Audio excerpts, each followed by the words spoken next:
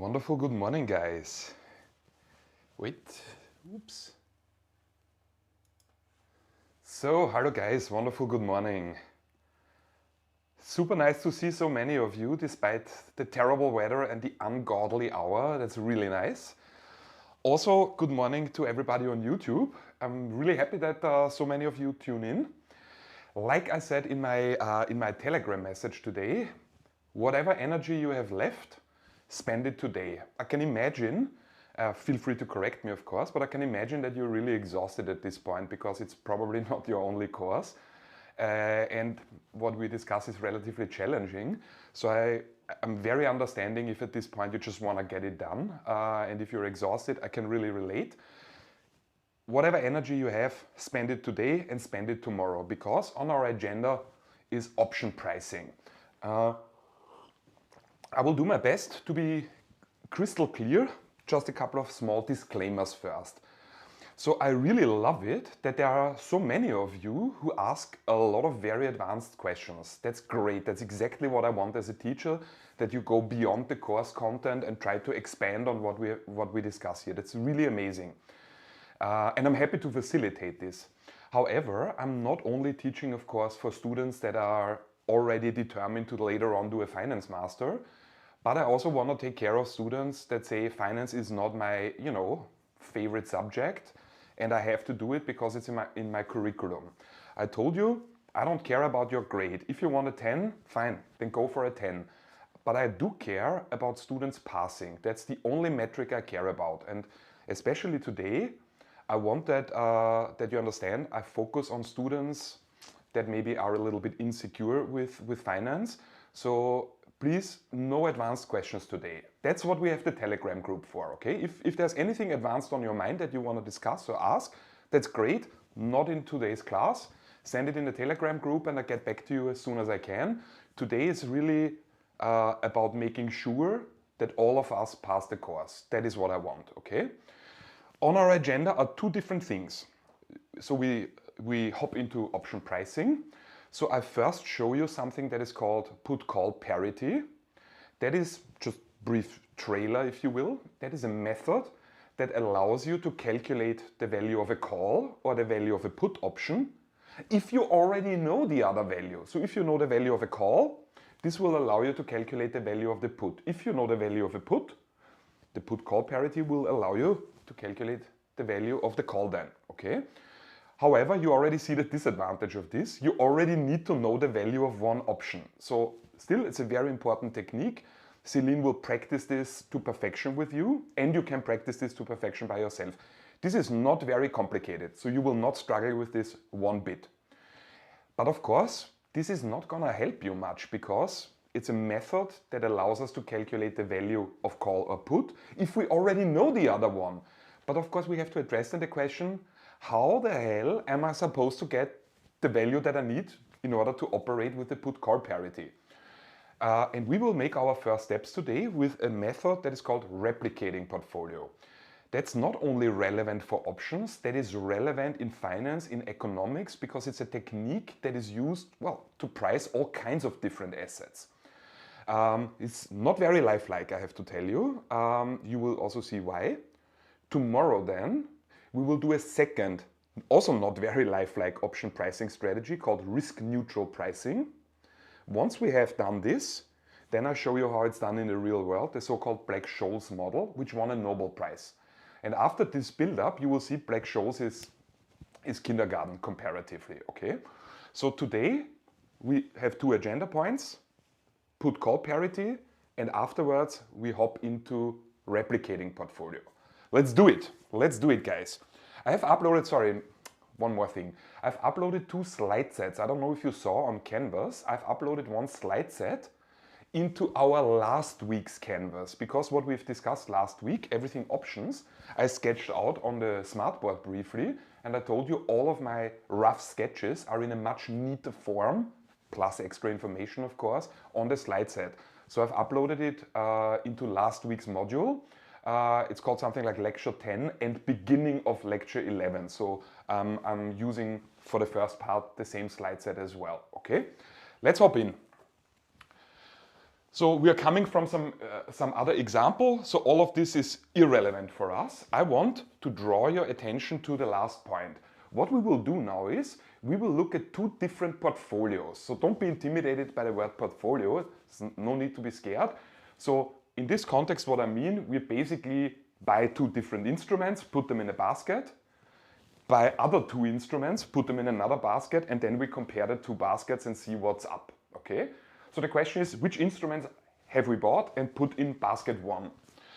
We will look at a portfolio, the basket, that contains a bond and a call option. So what has happened? Nothing much. I've bought a bond and one call option. Now you know what a bond is. If you buy a bond of me, of my firm, you're basically giving a loan to me, and at the end of the maturity of the bond, I will pay you back the amount of money, well, that I have borrowed from you, so the nominal amount, plus, from my perspective, interest expenses, from your perspective, interest income. The second ingredient, the second instrument in our basket is a call option. You already know what a call option is. A call means the right to buy. So we are talking here about a long call because I bought it. So long in finance means to buy. So what is this basket all about? I have bought a bond that at the end of its maturity will give me a certain cash inflow, the nominal amount plus the interest income.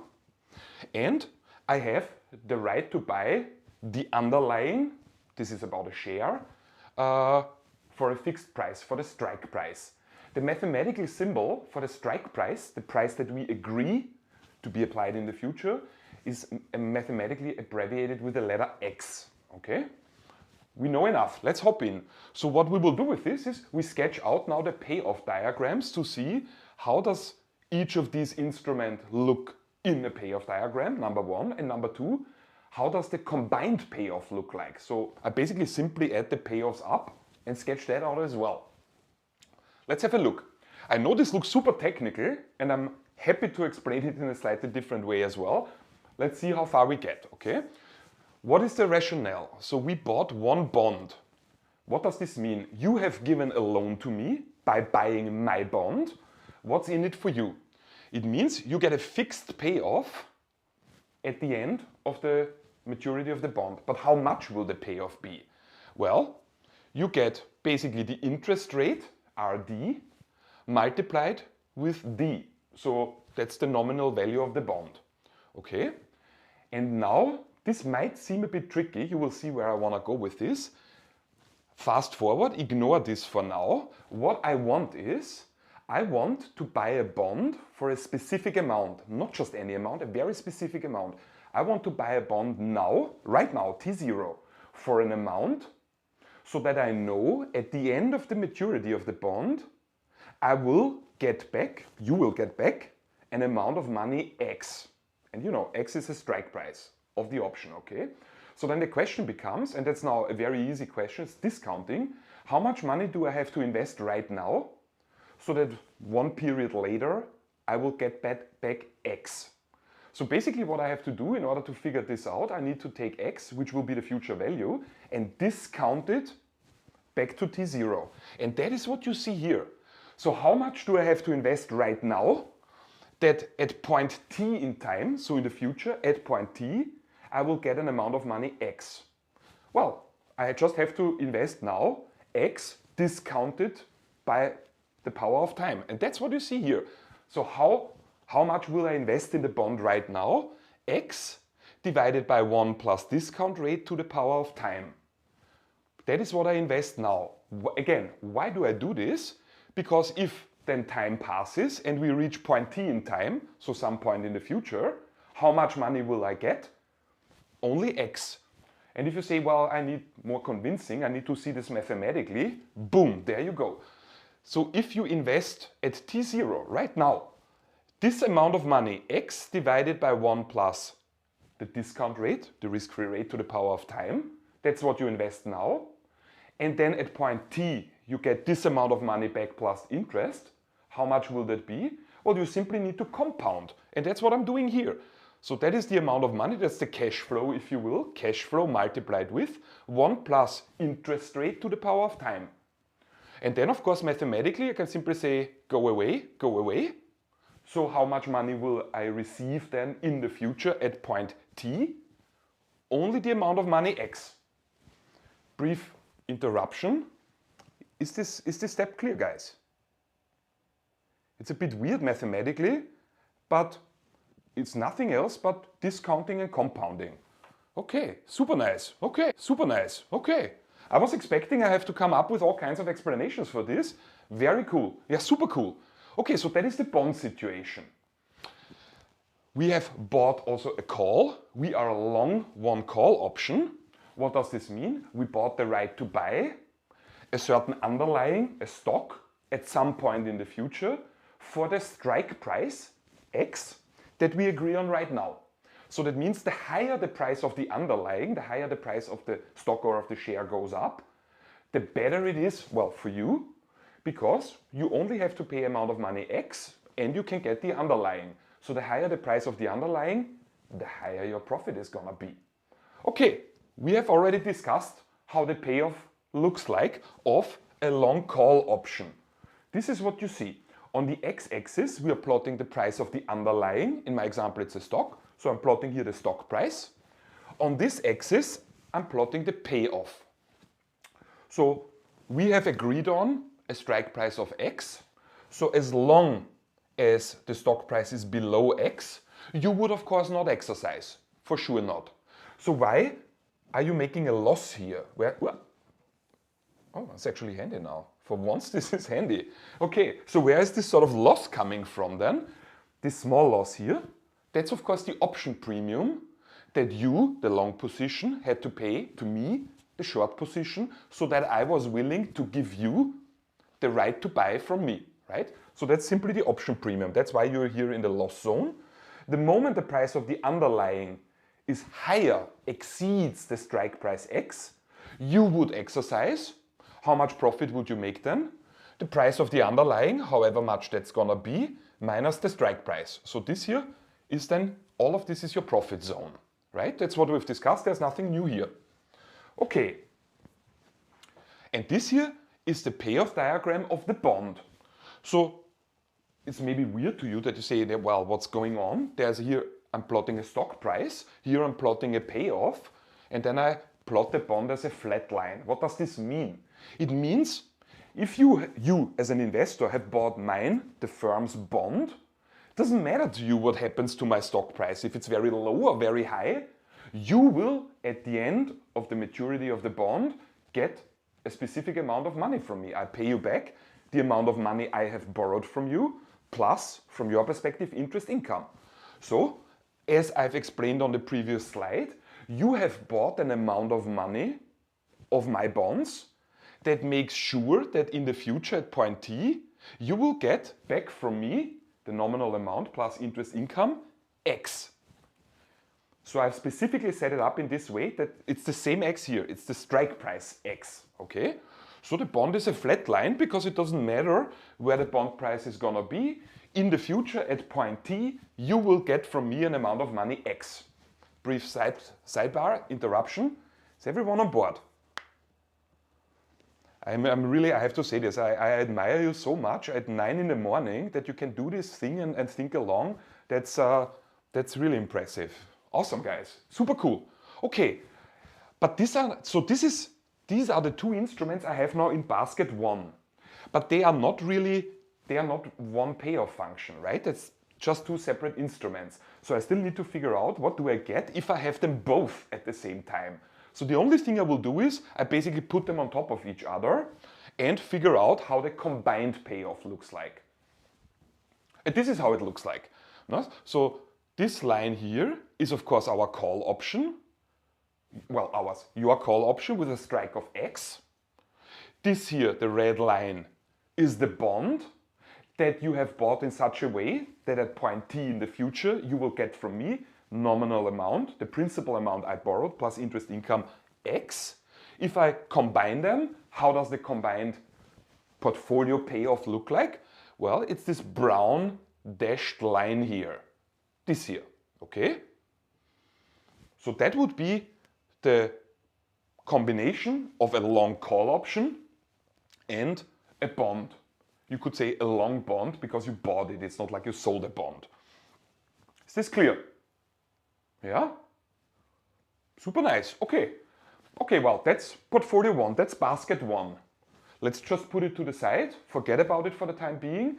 And let's look at the second basket I want to build. So the second basket that we are building, what instruments do I put in? Also two instruments, but different ones. What I put in is 1 unit of the underlying. That's just complicated finance, blah, blah, for one share, one stock of this firm, right? And it's also important, of course, it's a share that's really the underlying. So it's not some random share. It's the share that is the underlying of the options that we are looking into, of course. And I have 1 unit of the underlying, 1 share, and 1 put option. Again, this is of course a long put. So that means we are now trying to figure out how does a portfolio look like that you have created, consisting of 1 share, so the underlying here, and a long put. Let's do it. So a stock in a payoff diagram looks like this. Here we plot stock price, here we put payoff, and it is a 45-degree line. And the reason is very simple. If the stock price were 0, you would pick it up for free. And for every unit increase in the stock price, you would have 1 unit increase in the payoff. So that is how I get the payoff of a stock. So far so clear, guys? Nice, okay. And the put option, again, this should not be new for you. We have discussed this. Let's see if I can intentionally zoom in for once. Aha, yeah, cool. Okay. So on this axis we are plotting the stock price, so the price of the underlying, because we're looking at an option, a stock option, where the underlying is a stock, a share. So here we plot the price of the stock. Here we plot the payoff. And we are analyzing a long put. Long means to buy, put means the right to sell. So that means you are now in a position where you have bought the right to sell the underlying to me for a price we agreed on before, to be applied in the future, the strike price X. As we've discussed, when you analyze this, a put, you have to come from this direction. So if the actual stock price in the future is very high, let's say somewhere here, would you want to force me to buy it? Would you want to force me to buy it for a lower price? Of course not. Why would you do this? I mean, I'm sure you're very kind people, but you would not give away money for free. So you would not exercise your put option, the right to sell to me for the strike of X, as long as you can sell the underlying for a higher price in the actual stock market. However, as the stock price decreases further below strike price X, so somewhere here, you would exercise. You would then call me, hey Flo, I want to exercise my put option. That means I need to give you the strike of X and you give me back the underlying. But the underlying at this point has a value that is lower than X, and that is where your profit comes from. So this is what we've discussed. This is the payoff of a long put. Okay? And now, of course, again the question, how does this look when I combine them? They are separate, two separate instruments, a share, a stock, and a long put, but we have them in the same basket. Let's combine them. And I combine them. So the red line is the long put with a strike of X.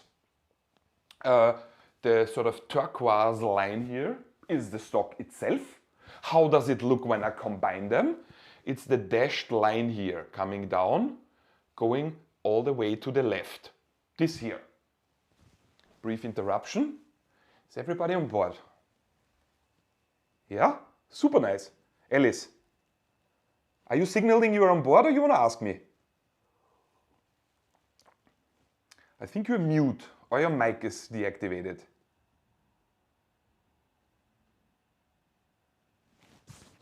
What are you, wait. What's going on?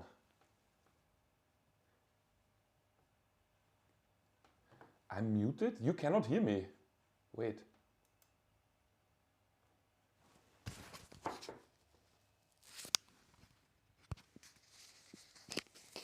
Can you not hear me, guys? Oh, you can hear me, okay. We can hear you, but you have muted us. I don't even know, guys, honestly, how I can mute you. Wait. Godverdomme. Sorry. How do I mute you guys? Shit.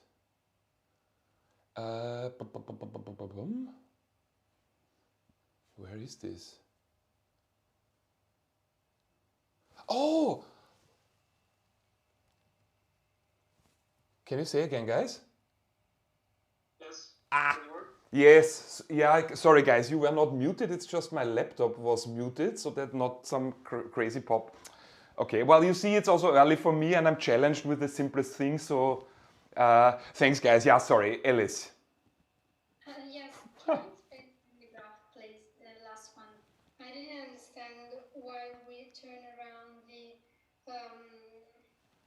call one, or the put one, sorry. Why we what? You don't understand why we? And how we combine the two ones. Okay, yeah, I can explain that again. I'm actually very happy, even more happy about your question, because it allows me to show you something in the context of this explanation that is super nice for all my trading interested students. So that's one of the best things where I explain something that helps everybody, but gives extra input to students that are trading. Have a look at this. So I'm simply sketching out now what you have seen on the slides. On this axis, I'm plotting the stock price. So the price of our underlying. All right, stock price. On this axis, I'm plotting the payoff. All right. So let's do the instruments separately. Let's first look at the share, the underlying. So imagine the stock price were 0. You could go to the stock exchange, pick it up for free. What happens then if the stock price goes up by 1 unit?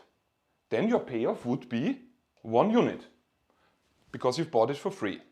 If the stock price were to go up by 2 units, your payoff would be 2 units. So the payoff diagram of a stock looks like this. And in order to explain this now, brief detour for trading students, but it's relevant for all of you really. Imagine you have bought this stock for some value, doesn't matter, let's say you bought it here. And then you see later on the stock price increases to, let's say, somewhere here. So this year, the difference would be your profit. But what should you do? The stock price has increased. How can you actually lock the profit in? What would you have to do? In order to really make this profit, you would have to sell the stock. So that's what you do. You sell the stock. You think, oh, I'm an awesome trader. I just made a nice profit. You go to sleep. And in the morning you wake up and the stock price has increased to somewhere here.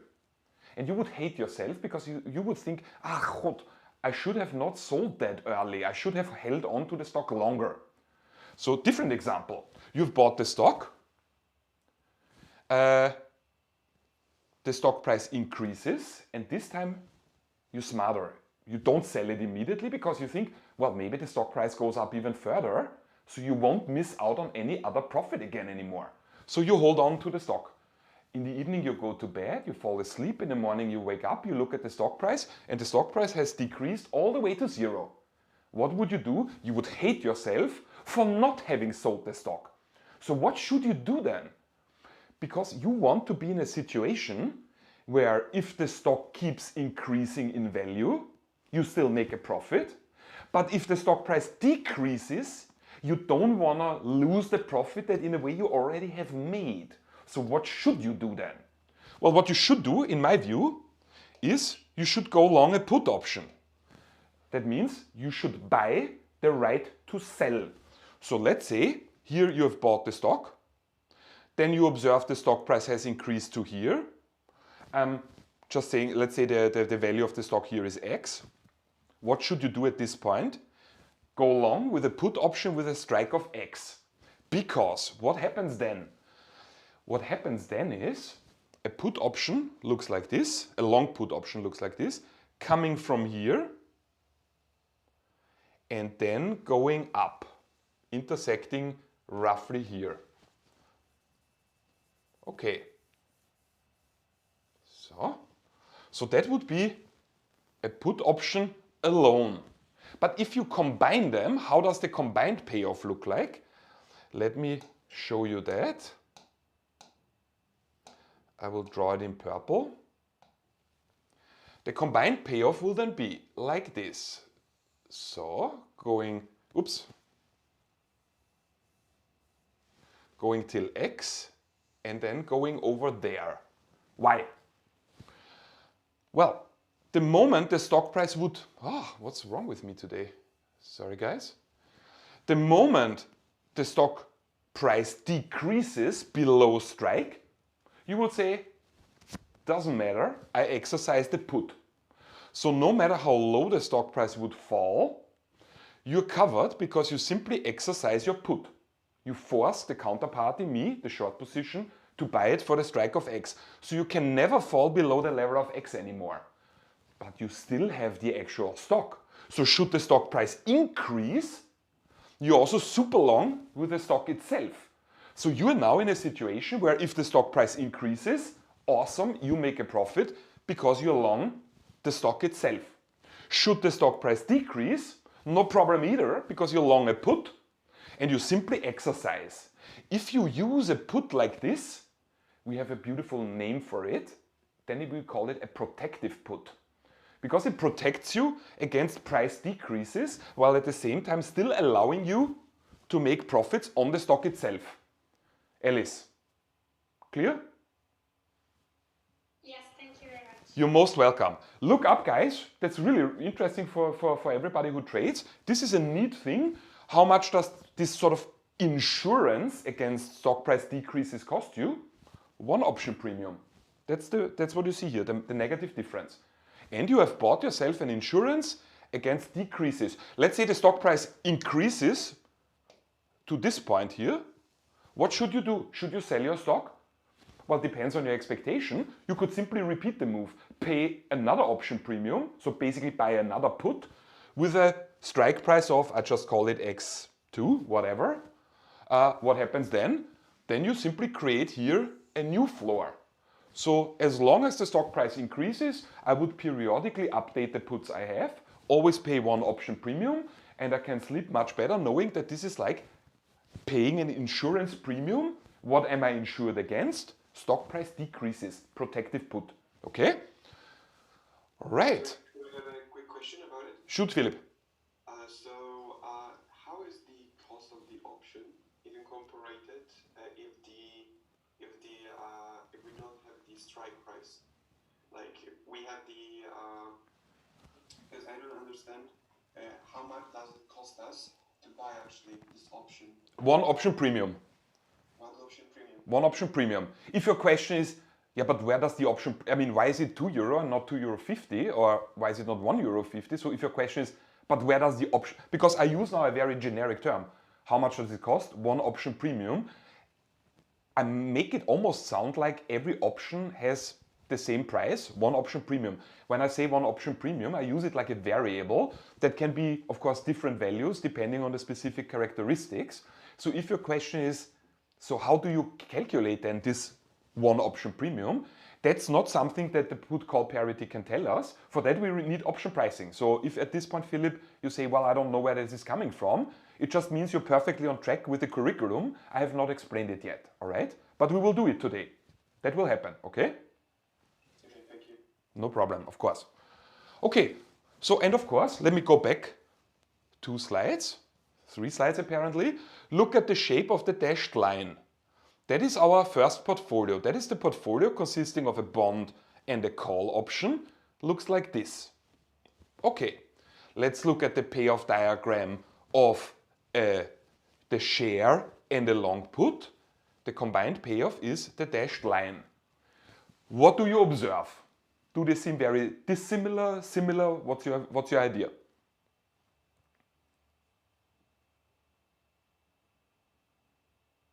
Don't be shy, guys. The payoff looks similar. Yeah, Philip, you're right. You are way too cautious. You say, well, they look similar. You're right, they look similar to such a degree that I would say they are identical. They are identical because of the way we have set it up. And this is now something where you can fall back on your macroeconomic know-how. Forget about options for the time being. Do you remember the law of one price from macroeconomics?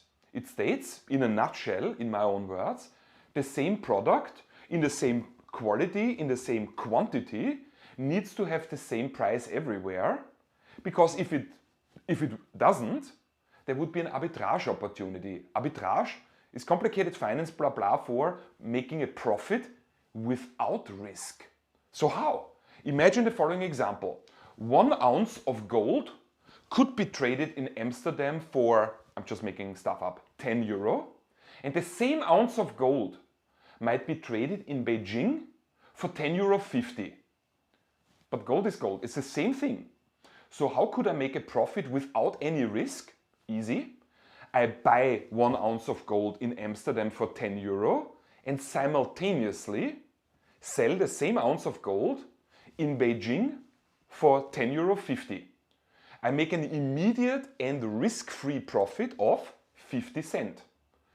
But I'm not the only one who is smart enough to do this. Everybody would, every trader would. And truth be told, in the real world, no trader would do this, computer programs would do this. They constantly check worldwide prices.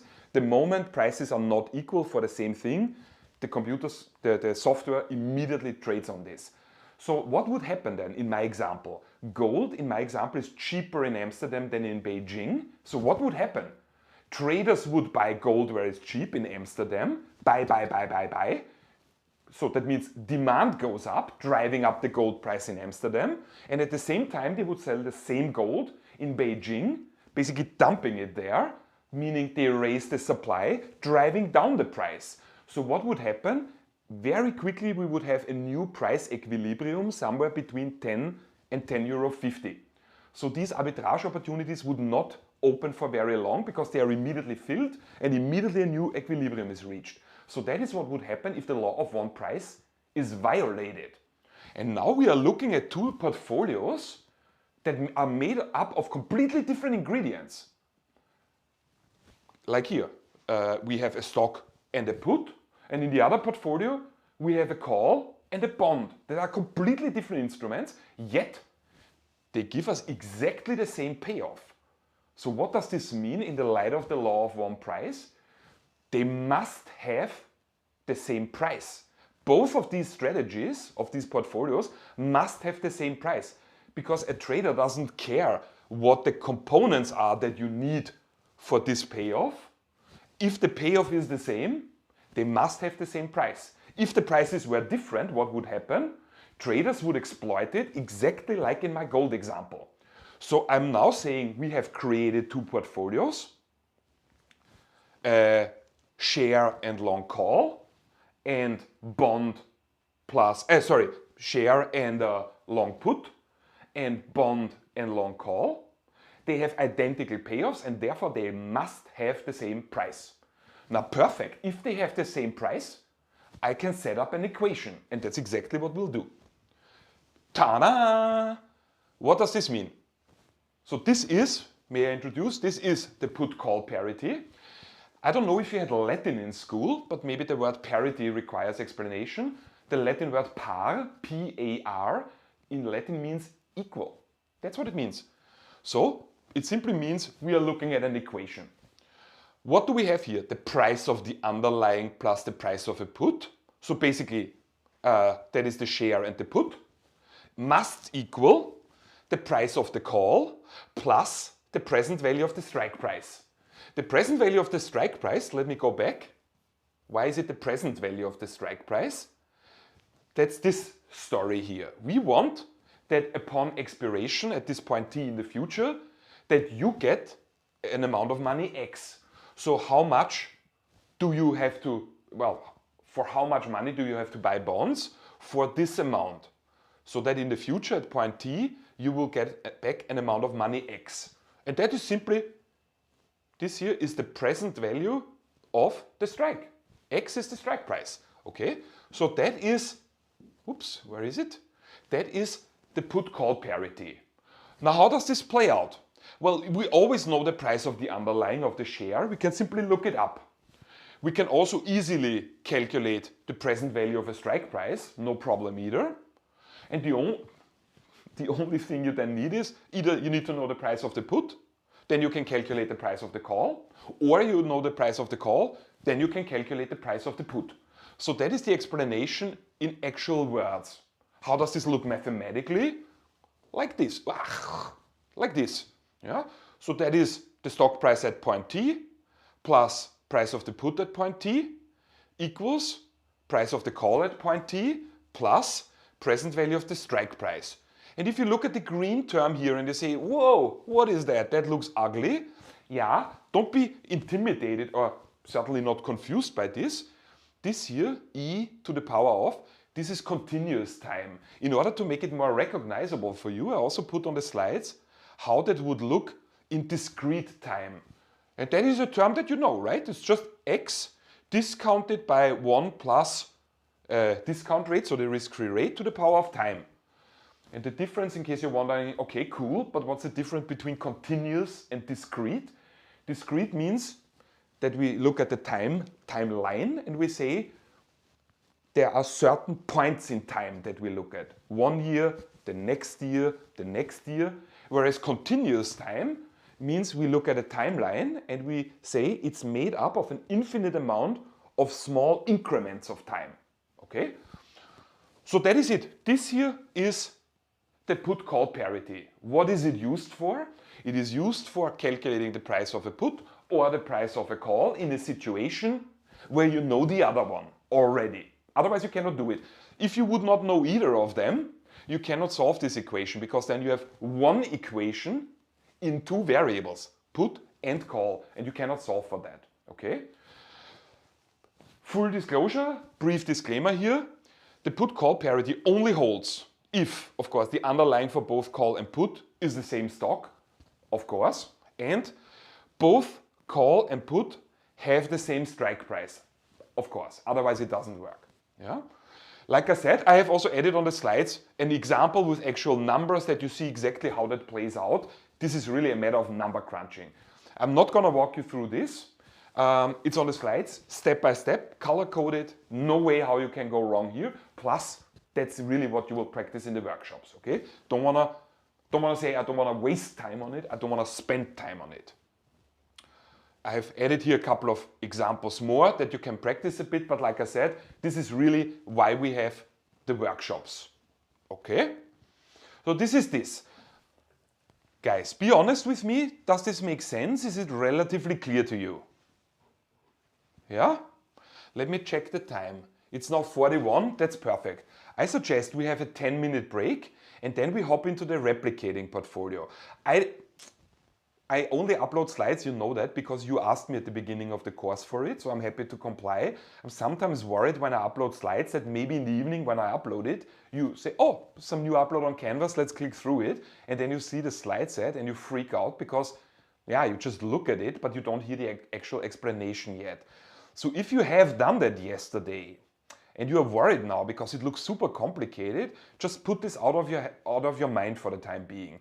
I will provide as best an explanation as I can.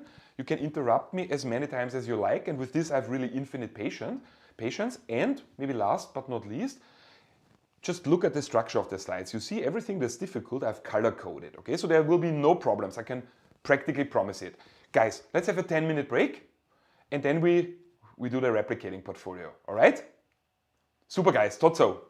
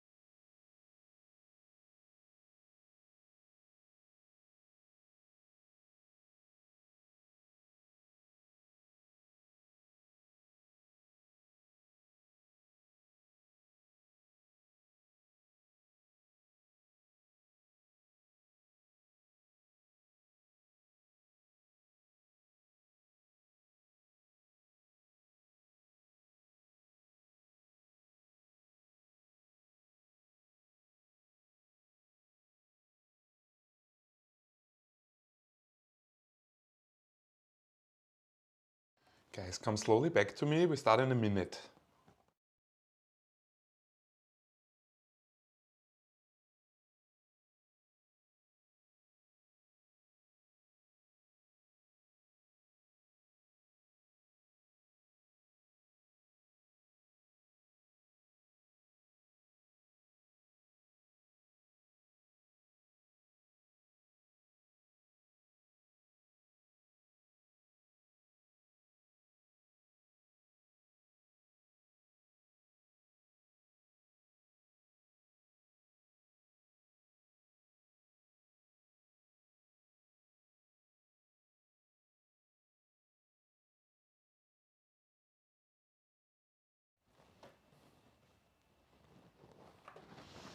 All right, guys, let's do this.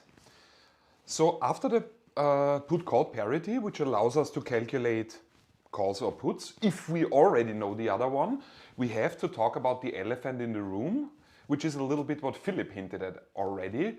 Where do we get that from anyway? Where is one or the other coming from? And we have to really build this up. Just maybe a brief disclaimer why I don't simply drop Black-Scholes and say, well, that's it. So options are very old instruments. They are not the result of brand new financial innovation like Bitcoin or something like this. Options go back till 1600 something, but we could never price them. So they were traded and there were all kinds of rules of thumb how to calculate an option premium.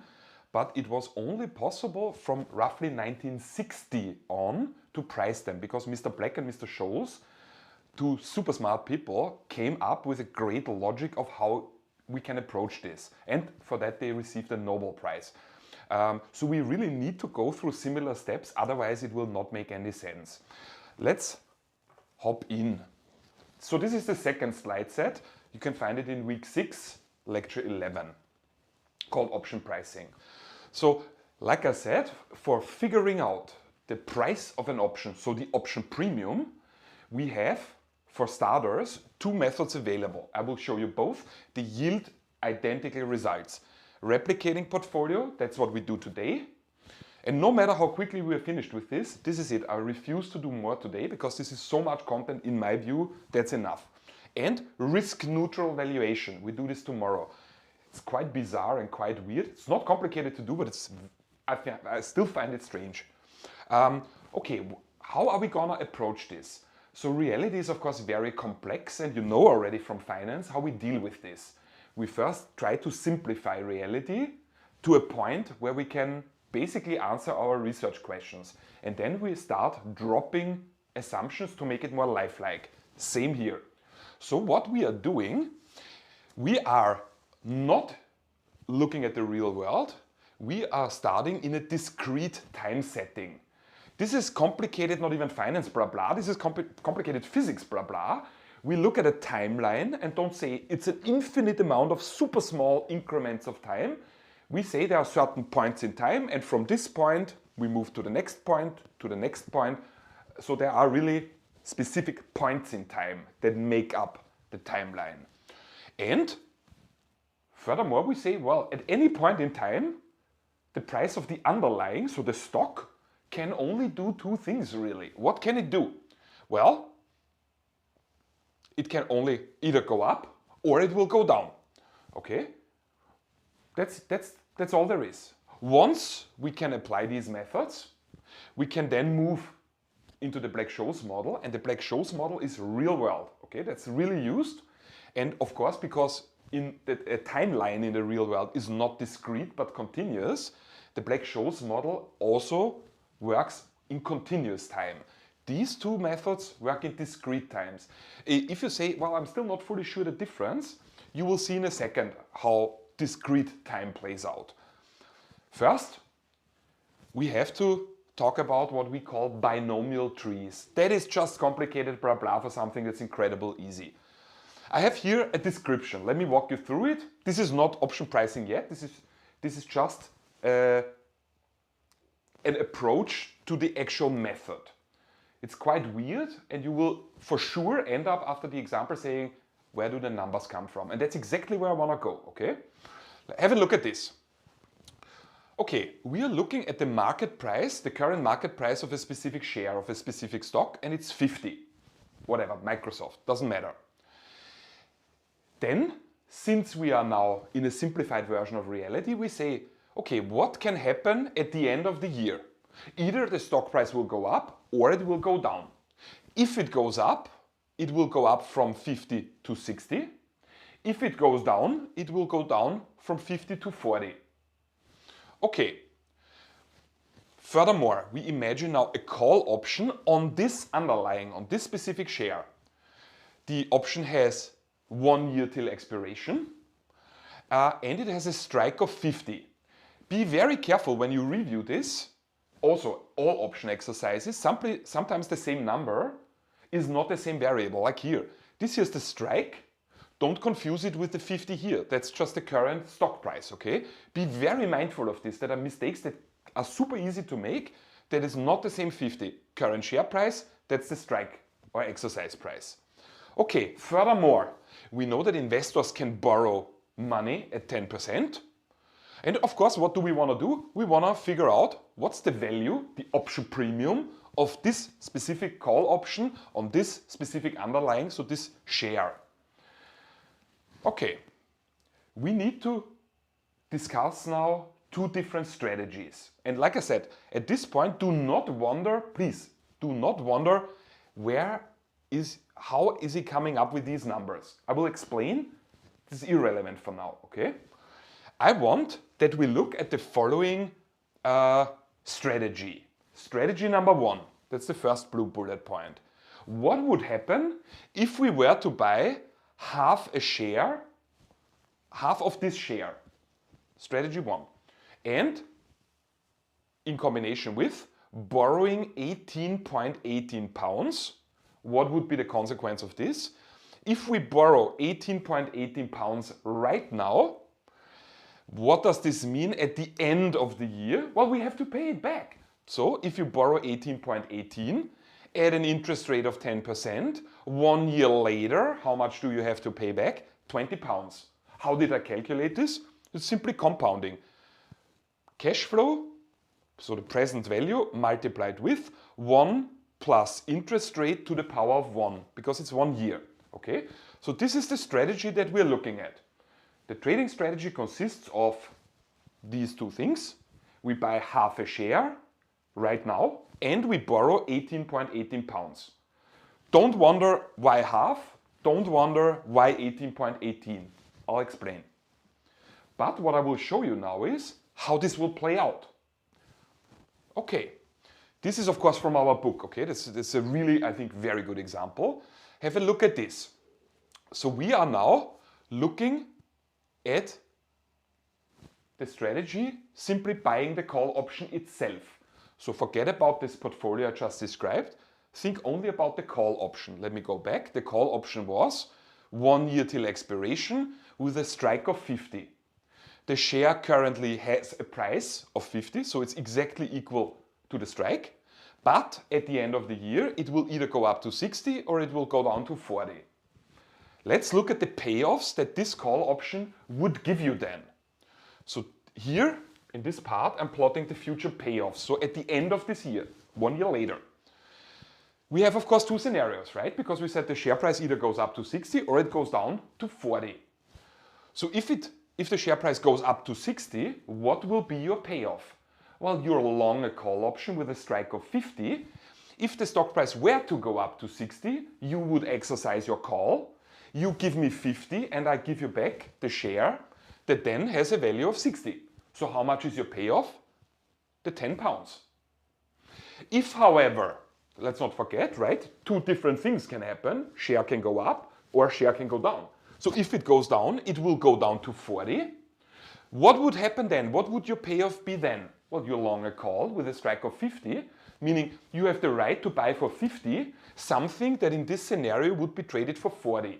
You would never exercise, therefore your payoff would be 0.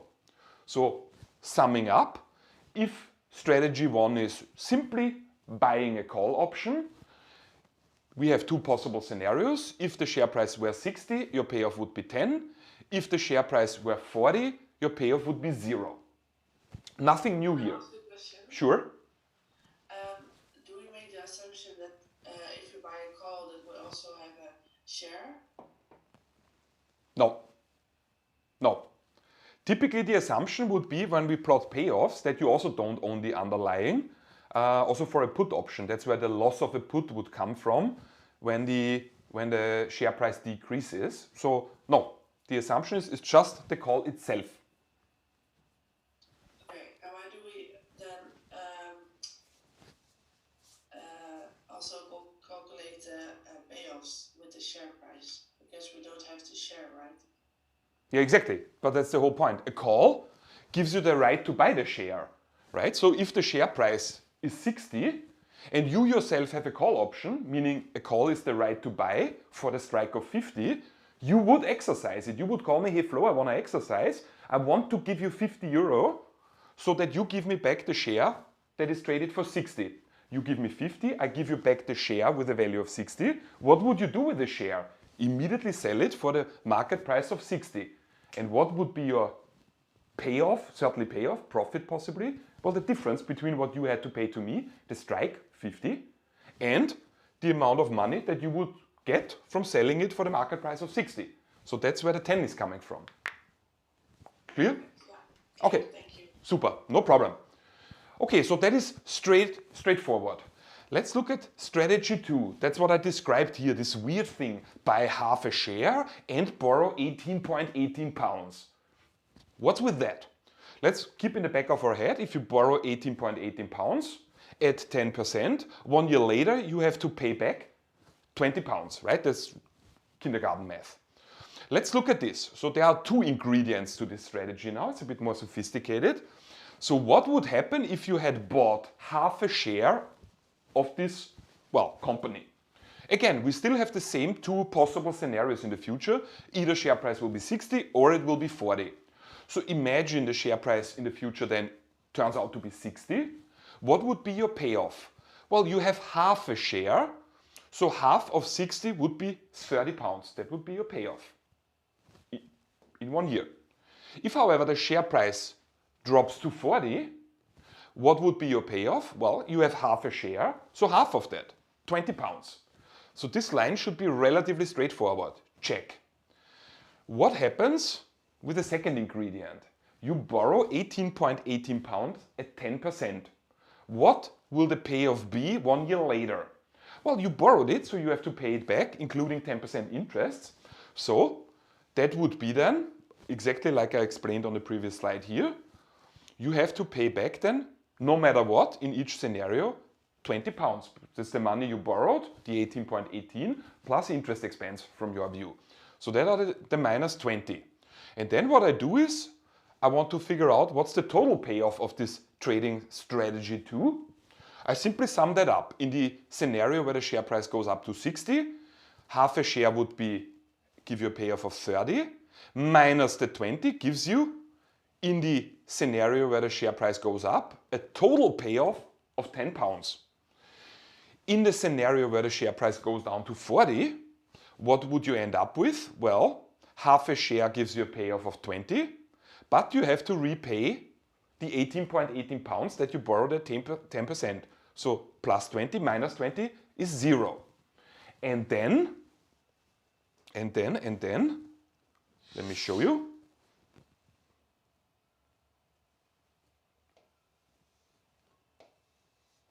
Let me structure this a bit nicely. Yeah, so this is the first strategy and this is the second strategy. What's the payoff in the scenario where the share price goes up of the actual call? 10 pounds. What's the payoff in the scenario where the share price goes down to 40 with the call? 0. And if you compare it now to our alternative strategy, you see same payoffs, same payoffs. And then coming back to the law of one price, if 2 financial instruments or portfolios have the same payoffs, in any scenario, they must have the same price. Why? If they had different prices, then it would create an arbitrage opportunity and traders would immediately want to exploit this. So until there is a new price equilibrium. So what I can say now is, if trading strategy 2 gives us exactly the same payoffs as the call itself, the price of setting up trading strategy 2 must equal the price of the call. Cannot be any other way. Do you understand the reasoning here, guys? For now. Beautiful, beautiful, super nice. Okay, but sure.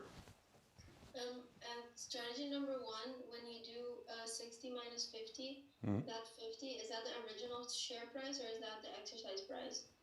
That's of course the exercise price.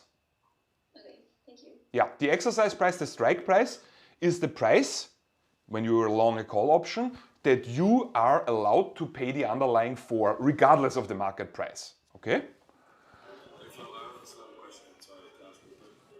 Are you calling from the disco? No, yeah, almost the disco. This was cafe. Shoot. Waiting for breakfast. But yeah, I was wondering with you gave so the first option has this whole price incorporated that you would buy it for and sell it for, but then I realized that when we were talking about the other option, we're saying that our payoff is just how much we would sell the stock for, but it doesn't really incorporate how much we're buying the stock for, right? Exactly. Yes. I'm only interested in the payoff at basically T1 in this example. Okay? I'm not interested in anything else, just what will happen in your wallet 1 year later. That's the only thing that matters for now. Okay? All right. So at this point, if this is clear, then of course we have to address another elephant in the room. I think that the logic I explained, I think that's reasonable enough. You see that the payoffs check out. You see that the payoffs in each scenario are identical. But the elephant in the room is, of course, 2 questions. How did I know that I need half a share? And how did I know to borrow 18.18 pounds? Because if you buy any different number of shares or borrow a different amount of pounds, the payoffs will differ. So how did I set up trading strategy 2 so that the payoffs are identical? And that is what the replicating portfolio is about. So a replicating portfolio means we are trying to price a call option. We don't need to be able to price a put option directly.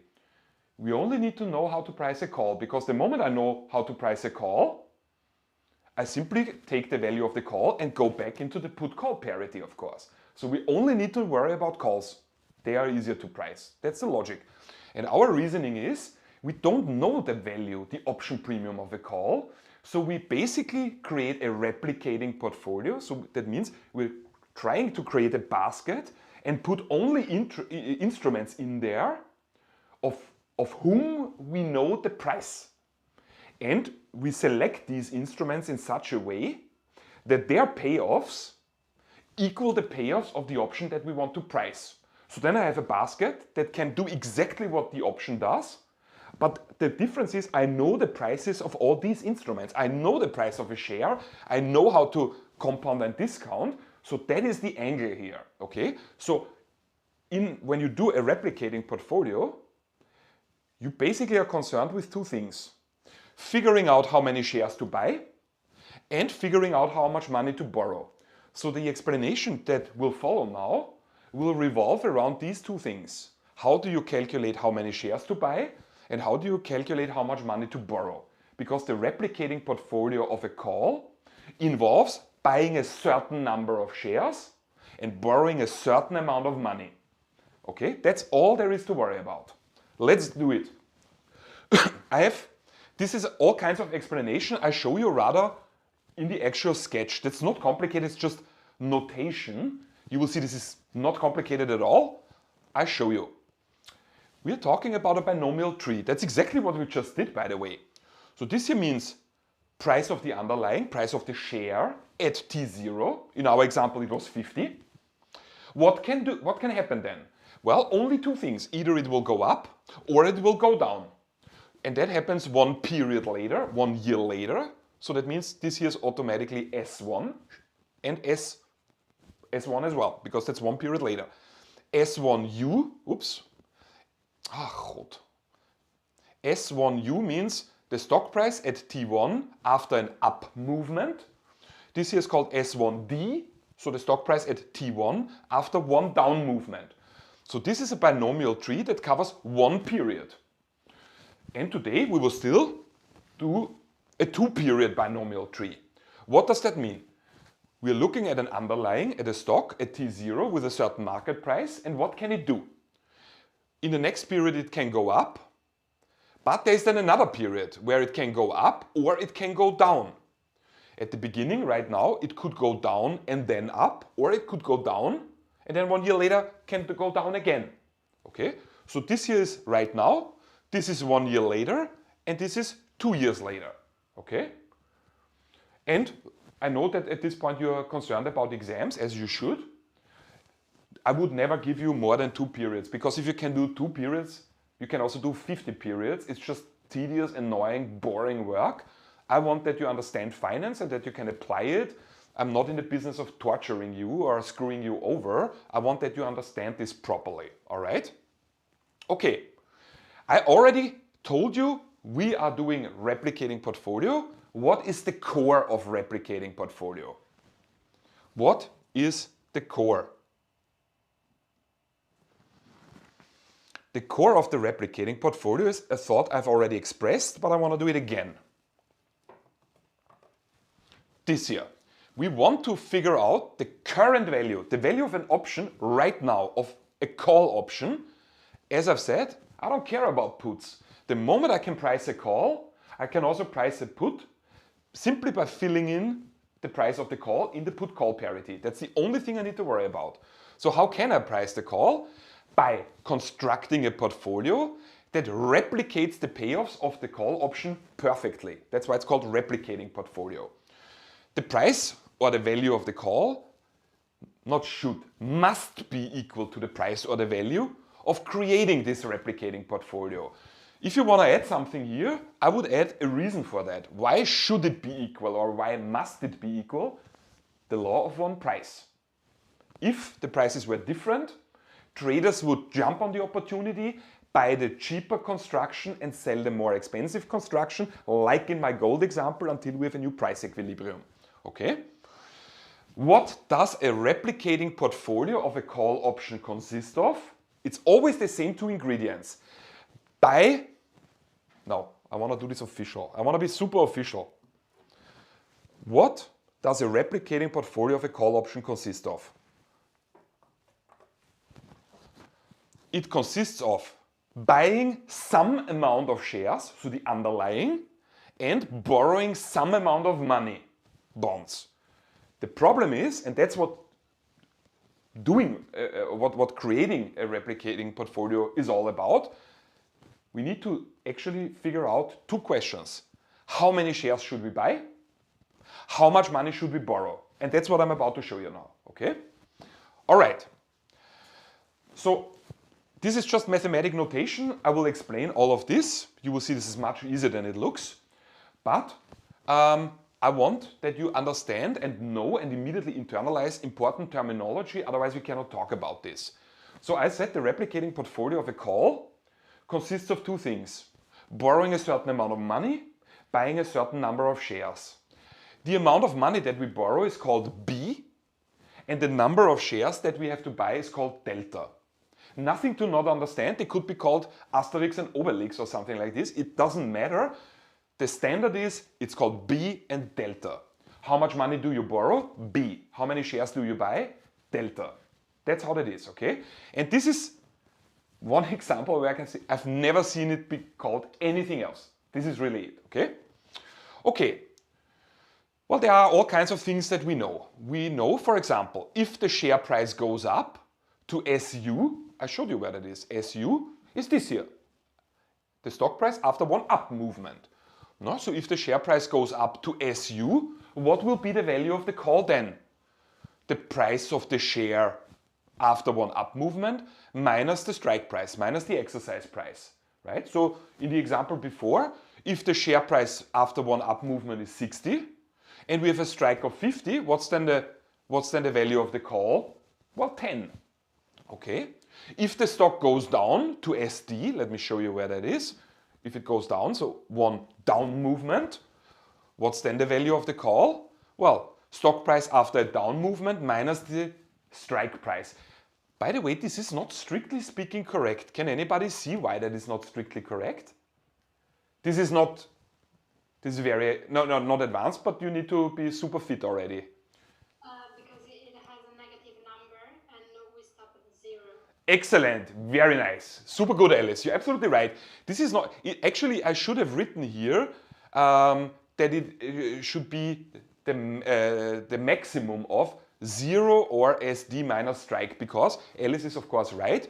Let's say the stock price drops to 40, and you have a strike of 50, the value of the call would not be minus 10, but it would be 0 because you simply don't exercise it, all right? But for our purposes, accurate enough. Okay, so what's the logic? What's the logic? We borrow an amount of money B now, and we buy an amount of shares, how many? Delta, with the money that we have borrowed, okay? So what is then the value of this portfolio in the two situations? So up movement of the stock and down movement of the stock. Well, the share price in the scenario where the stock goes up, what would be the value of our portfolio? Well, we are holding a certain number of shares, how many? Delta. And we have borrowed a certain amount of money, B. So what will happen then one period later?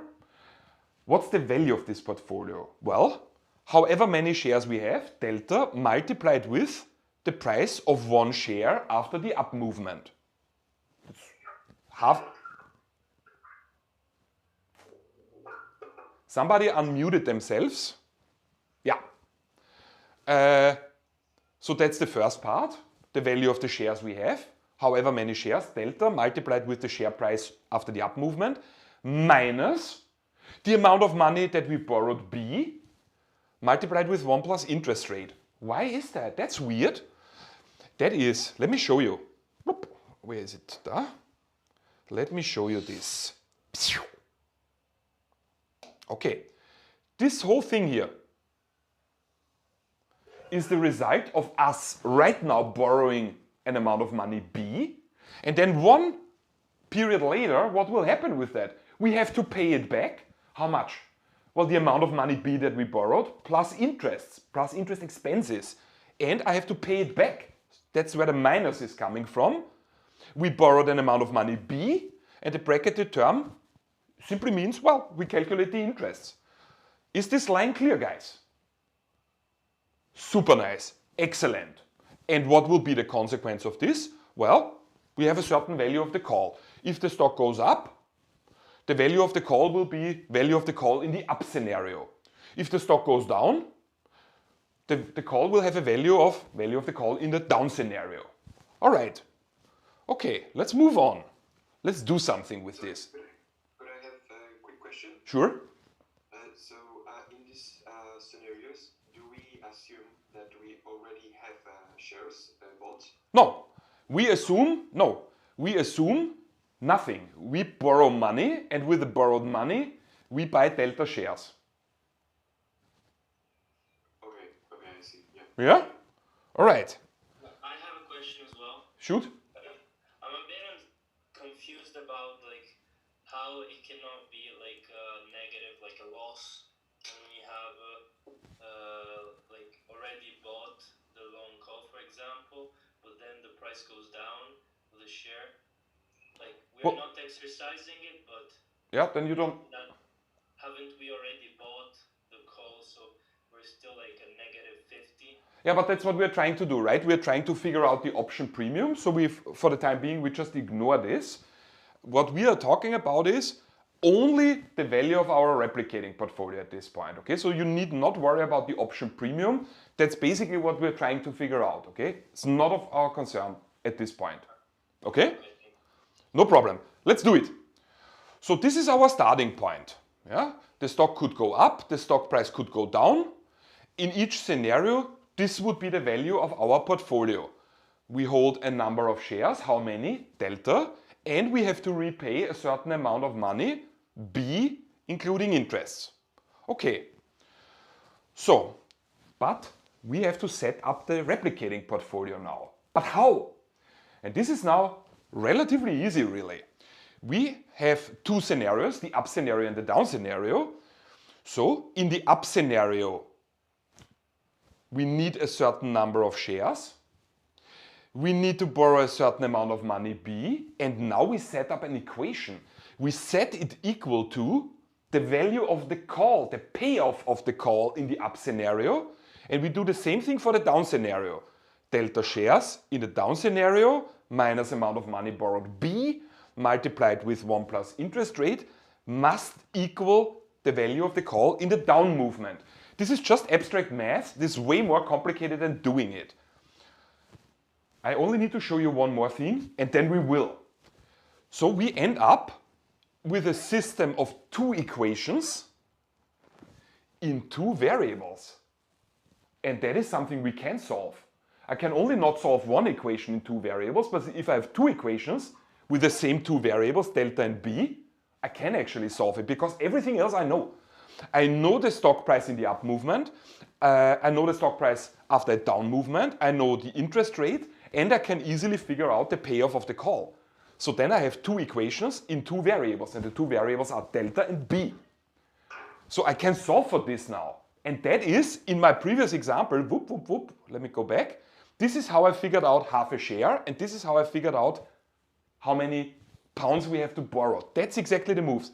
Half a share, that is delta, and 18.18 pounds, that is B.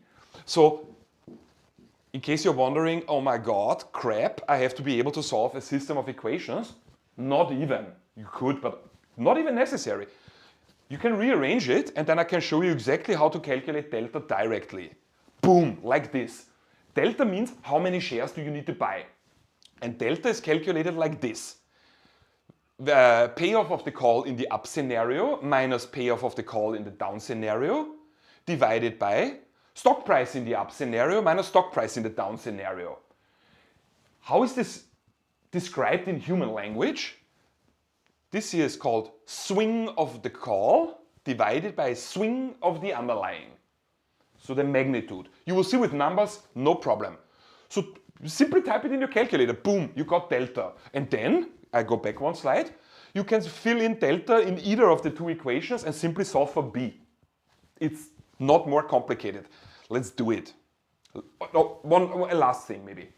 So we've calculated delta. The moment we have delta, we can of course calculate B, so how much money should we borrow. But then what? What does this mean now? Then we get two numbers. What does this mean? This is key, all right? I want 150% of your attention, all right? Let's look at this. Third bullet point. Since this portfolio, the portfolio I'm describing, is the portfolio consisting of delta shares and amount of money borrowed B, this portfolio, okay, replicates the payoffs of the call option perfectly, flawlessly. Then it should be the case, it must be the case, that the total price of creating this portfolio, delta shares, amount of money borrowed B, today should or must be equal to the price of the call option today. Why? The whole story, law of one price, blah, blah, blah, okay? So that means then, by extension, the price of the call option now must be delta, so number of shares I need to buy, multiplied with S0, that's just the current stock price, minus amount of money borrowed B. The end. Type this then in your calculator, and that is then the price of the call option. And price of the call option is just a fancy word for option premium. So when I say this strategy costs you one option premium, that's how you would calculate this. Okay, this is all foreplay, and this is way more complicated than the actual thing. Let's do an example. Let's just do this. Have a look at this. So we are looking at a call option that has a strike of 50. This is really relevant, okay? I do this myself. I would circle this and immediately write a red X next to it, because this is the strike. And I don't want to confuse this 50 with some other 50 that might pop up. This is the strike. It will expire one period from now, 1 month, 1 year, whatever. The current price of the underlying asset is 50, so of the underlying share. I would immediately circle this in a different color, probably green, and would write down S0, okay? This is the strike. This is the price of the underlying right now. They are both 50, so it's super easy to confuse, but you cannot confuse that, okay? Otherwise your logic gets completely screwed up in your head. That are different 50 euro. The price follows a binomial process. What does this mean? It will either go up by a certain amount or go down by a certain amount. Okay. I have it also mapped out on the next slide anyway. We assume an interest rate on any loan of 11%, and we have to deal with two questions. And after these two questions, we're done. What is the replicating portfolio that will mimic, that will replicate the cash flows of this specific call option with a strike of 50? And question number two, what's the price that you would pay for a call option with a strike price of 50? So when somebody says, how does this replicating portfolio look like? In case you, sorry, let me start differently. In case you're saying, in what sense are there different questions? Is that not the same question? Replicating portfolio versus what price? It's almost the same. The replicating portfolio answer would be the replicating portfolio that mimics the payoffs of this call consists of this delta and this amount of money borrowed B.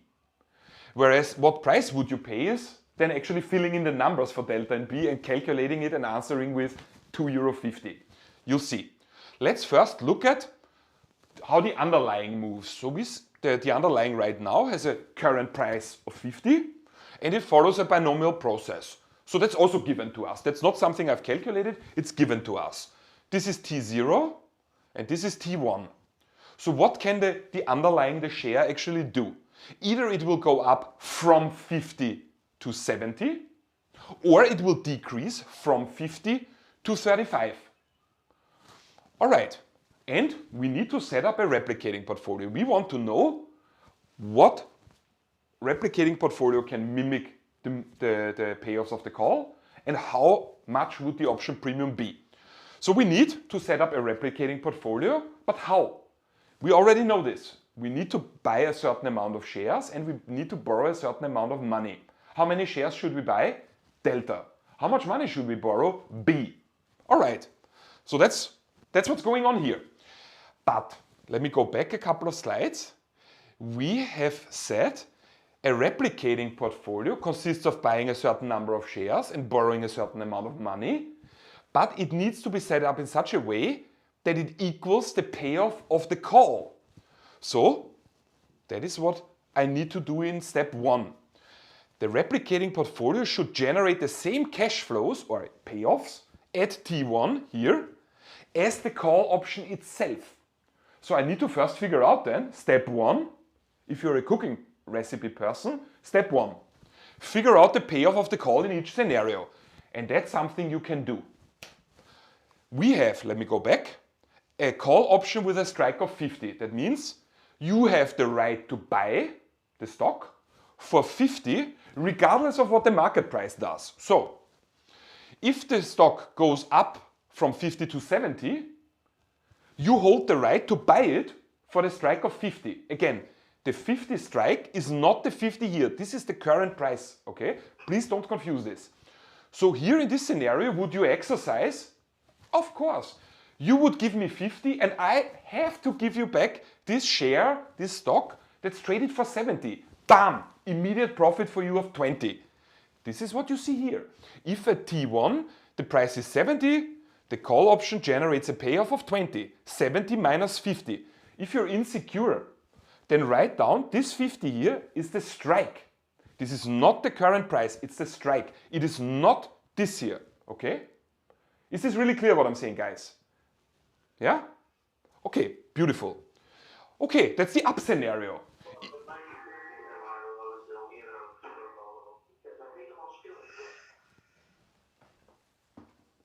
Sabine, you are unmuting yourself. Wait, I mute you. Boom, done. Problem solved. Let's look at the down scenario. If the price goes down to 35, you hold the right now to buy the underlying that's traded then for 35 for 50. Would you want to buy something for 50 that has a market value of 35? Of course not.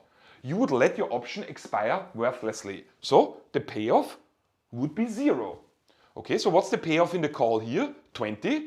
What's the payoff of the call here? 0. Let's go. let's go back. Can I ask you? No, I'm in the middle of a sentence. Okay. So what we have just figured out is this. Value or payoff of the call in the up scenario, 20. Value of the call in the down scenario, 0. So we are almost ready to set up the equations, okay? So that's what we're doing. That's what we're doing. This is the same binomial tree. And now I set up our two equations. The ones I just showed you in an abstract way. These two equations we fill now with the actual numbers, okay? That's exactly how they are connected. So, okay, we buy delta shares and we borrow an amount of money B.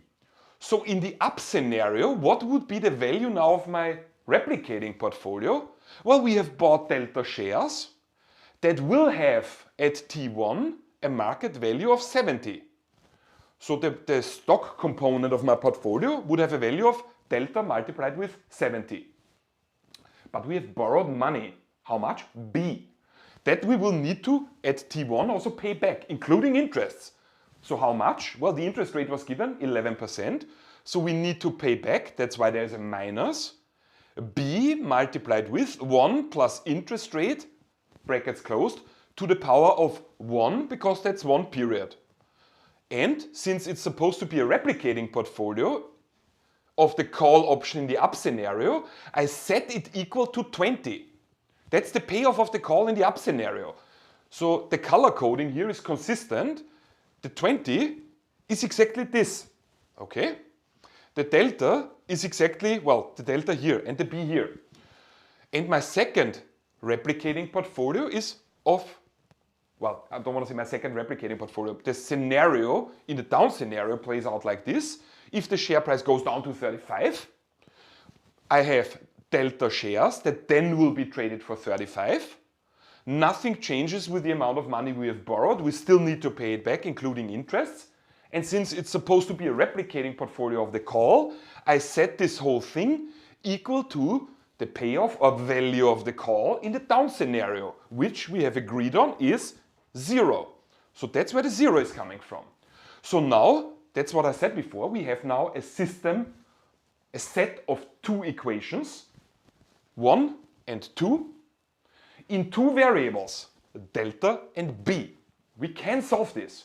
We don't need to, I mean, you can do this with substitution, whatever you want to do. The easiest way would be to simply solve for delta. How do you calculate delta?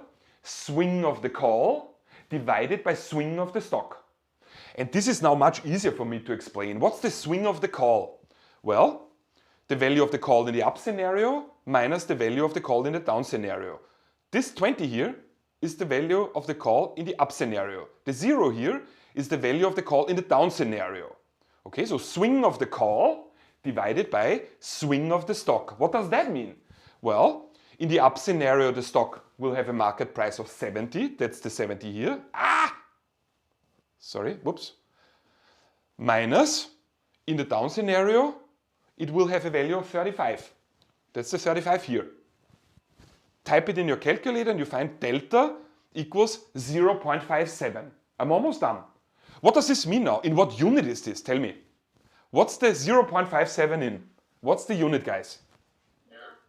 Shares. Yeah, very nice, Alice. Shares, number of shares. Excellent, very nice. Very nice, guys. Now, okay, we have just calculated delta. You can, and now we need to calculate the other variable of interest. How much money should we borrow? B. So I fill in delta in either of the two equations, doesn't matter. I usually use the one, I always hope there is a payoff of the call that ends in 0. So I always use the 0 equation simply because it's easier for me. So I try to make it as easy for me as possible. So I simply fill it in, whoop, and calculate B. 17.93 euro. So what does this mean? Well, we have just successfully figured out how many shares we need to buy and how much money we need to borrow so that we end up with a replicating portfolio that replicates the payoffs of the call option in both scenarios perfectly. What does this mean now in a full sentence? In order to replicate the payoffs of the call, what do you need to do? You need to buy 0.57 shares of the, you know, of the underlying asset, whatever that is, while at the same time borrowing amount of money B, 17.93 euro at the interest rate of 11%. But this does not tell us yet how much should the option premium be. So we have now a replicating portfolio, that's all nice, but where is the option premium? And this is now, of course, the second question that we have to solve. It's not complicated. What price will you pay for the call option today, not 1 year later, now? Okay, this is crucial logic, okay? Since the portfolio replicates the payoffs of the call option in the up and down scenario, the price of the call option today should be equal to the cost of setting up the replicating portfolio today. Cannot be any other way. Otherwise, the law of one price would be violated, it would create an arbitrage opportunity, and you know the rest of the story. So, I simply set up then the price of the call option. This is really the option premium. Equals delta, number of shares, multiplied with the current share price. So I need to buy the shares now to replicate the call payoffs. How many shares do I need to buy right now? Well, delta. And of course we said a replicating portfolio also involves borrowing money. How much? B. When? Now. Boom. What's the price of a call option? Delta, so number of shares, multiplied with the stock price, share price right now. That's 50. That's not the strike. That is the price of the underlying right now, S0. Okay? Minus amount of money borrowed, B. Okay, and then I simply fill in the numbers. 50, again, I cannot stress this enough. This is not the strike. That's S0, and S0 is the price of S, of the share, at T0. It's this here. It is not the strike. Anybody who screws this up on the exam, I don't want to say I will deduct even more points, because of course not, but I mean, I will send you an email with the time code of exactly this situation, that you should not confuse this, okay? So that's S0 multiplied with delta. We have calculated delta. We can fill in the numbers. Minus B, we have calculated B. We simply crunch the numbers and we find 10.57 euro. So what does this mean in a full sentence? The price of the call right now at T0, at this point in time, should be 10.57 euro. Sorry, there was a question before and I said no interruptions. Go. Yeah, no, my question is, can you explain again? I really can't understand why the payoff when it goes down is 0 and not like a loss. Because if we're buying like a long call, for example, that we're buying currently of minus 50, but then the price goes to 35. If we don't like... what exactly, sorry, I'm sorry, you give a long speech. What's your question? The question is if you could explain again why we incur like the payoff if it goes down like in 35 in this case. Why is it 0 and not like a negative number? Well, we have no information about any option premium. That's of course the whole point why we are doing this. So I suppose you could pretend at this point that you have the call option, that you've obtained it for free or something like this. So that's completely outside of the scope here. That is not what the method is about. We are trying to figure out what you're basically asking about, the option premium itself, right? So the call here is simply needed so that we have payoffs that we can set our replicating portfolio as equal to. There is no information about any option premium at all. So if you want to make sense of this, if you want to interpret this, it is like a call option that you hold, so you're the long call, that you have received for free. Okay. Okay? Yes, thank you. Okay, guys, are there any questions? Let me see in the YouTube chat. No, I have a question. Yeah, shoot. You pointed out that the strike price is not the same as the current price of the underlying. No. It is the same. In this example, it's both 50, so it is the same. I said it's not the same 50. You should not confuse them, right? What I was going at is in what scenario would it make sense that the price of the underlying is not the same as the strike price? Because if you're selling an option, then you wouldn't offer the strike, like the option at any other price than the current price, right? I mean, I like your logic. It's very good reasoning, but I'm not sure I agree, Max, because I give you an example. So let's say this example, the current share price is 50, current price of the underlying 50, and you approach me and say, hey Flo, I would like to buy from you a call option. So you want me to give you the right to buy the stock with a price of 50 for the strike. And you suggest, agree to a strike of 40.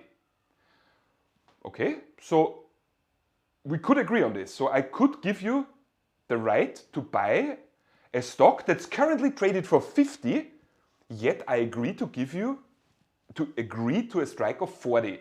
So that means the moment basically the contract is signed, you're already in the profit zone with 10, right? We agree on this. That's basically what you're asking about. And you said, well, nobody would ever do this. I would do that. But take an educated guess how high the option premium would be then. So I would price it, of course, in, right? I know that, of course. The moment I give you the right to buy from me for 40, something that's already now traded for 50, then I immediately calculate the option premium and I immediately add the 10, immediately. Okay?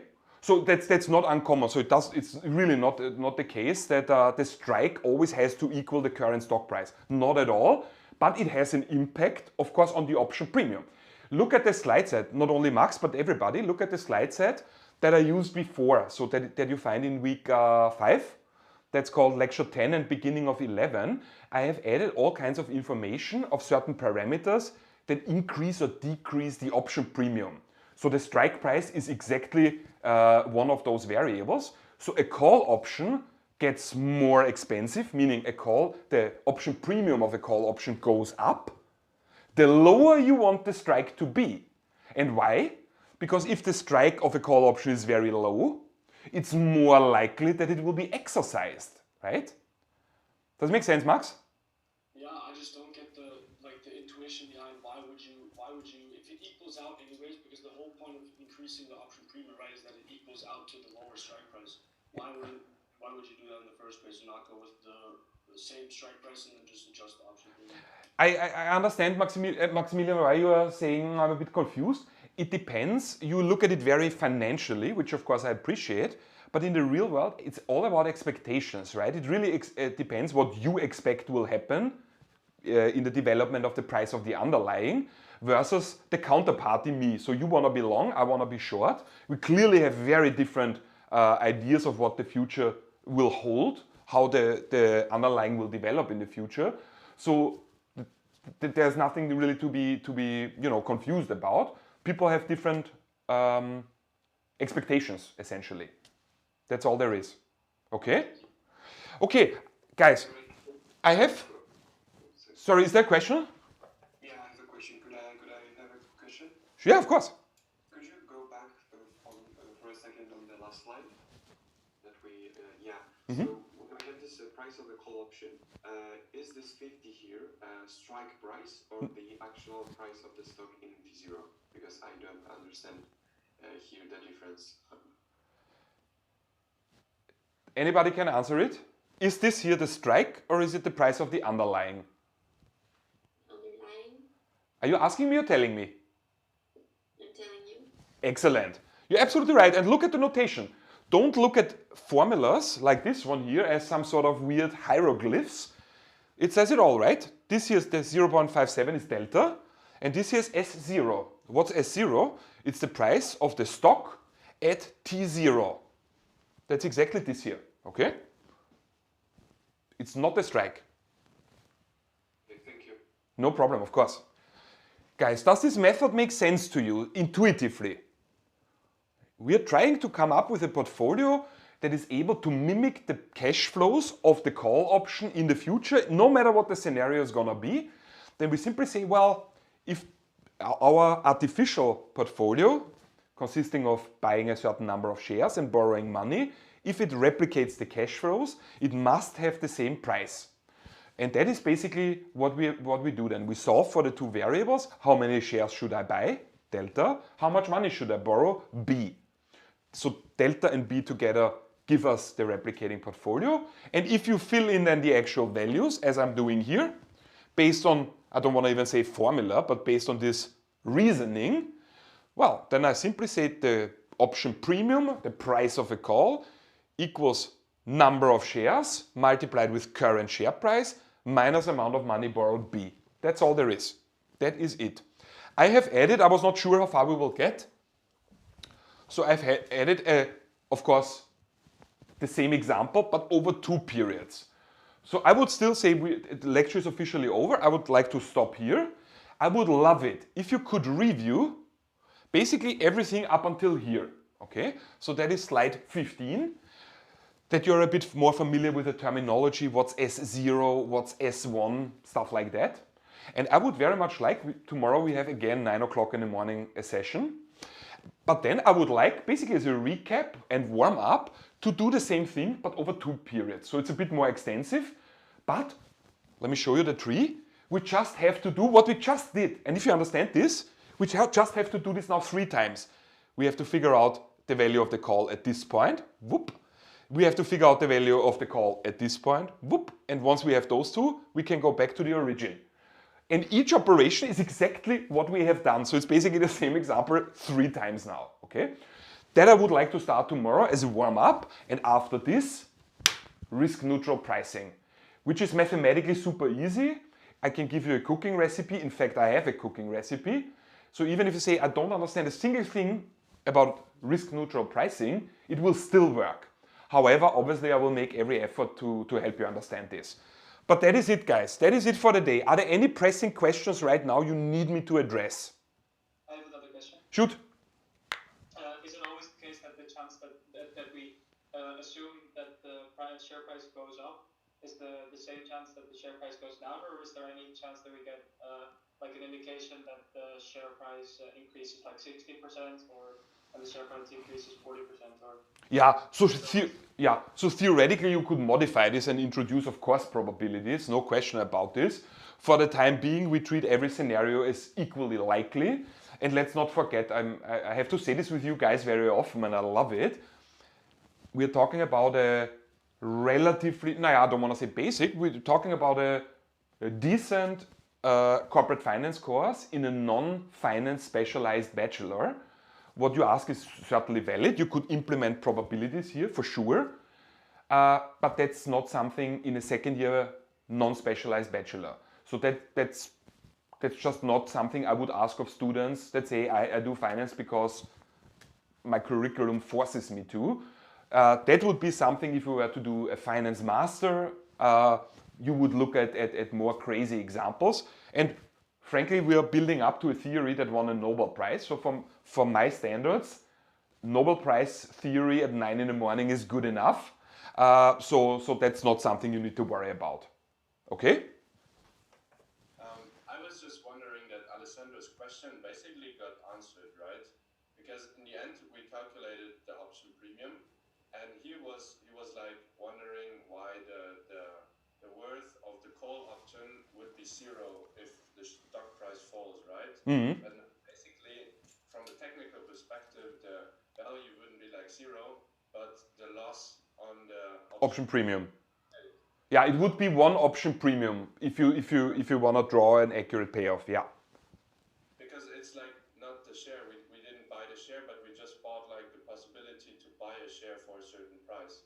And we paid basically insurance, but we didn't use insurance, and hence we lost like what we paid for the insurance, right? Yes, that was Alessandro's question indeed. Yeah. Okay. Yeah. Just want to clarify it for myself. Yes. Super, guys. I mean, I'm really proud of you. I mean, you handled this like champions. I hope it's real understanding and not that you say, well, it's too early to ask an actual question. Huh? If you could keep up today, I mean, this is really, really good. That is not trivial for nobody.